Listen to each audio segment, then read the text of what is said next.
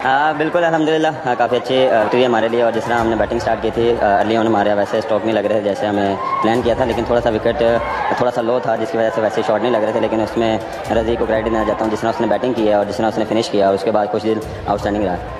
एक batting template सा, ये गेम प्लान सा देखने को अब मिल रहा है पाकिस्तान से काफ़ी कुछ सालों से। रादर टॉप 3 थोड़ा सा टाइम लेते हैं फिर बाद में आके, तो ये टेम्पलेट क्या ये फिक्स टेम्पलेट है, इसके ऊपर ही आप लोग रहना चाहते हैं? डेफिनेटली देखें, हमारा प्लान ये होता है कि ऊपर से जो टॉप बैटर है वो एंड तक जाए और जो बाकी जो नीचे आने वाले हैं वो उसके अराउंड खेलें। और उससे फिर ये होता है कि जितनी आप लंबी पार्टनरशिप करते हैं उसलिए जो नीचे आते हैं बैट्समैन उनके लिए ईजी होता है। और जैसे फिनिश हमारा जिस तरह बॉलर्स ने किया वो आउटस्टैंडिंग रहा, पॉजिटिव थिंग हमारे लिए है। हांगकांग को इबरतनाक शिकस्त देने के बाद बाबर आजम का ये कहना था कि हम इंडिया को भी इसी तरह शिकस्त देंगे और अपना बदला लेंगे और एशिया कप की जो ट्रॉफ़ी है वो अपने नाम करेंगे। इस मौका पर बाबर आजम का ये कहना था कि मोहम्मद रिजवान ने काफ़ी अच्छी इनिंग्स खेली, शादाब खान ने काफ़ी अच्छी बॉलिंग करवाई। मैं उनका जो है वो उनको खराज तहसीन पेश करता हूँ कि उन्होंने मुल्क पाकिस्तान के लिए इतनी मेहनत की।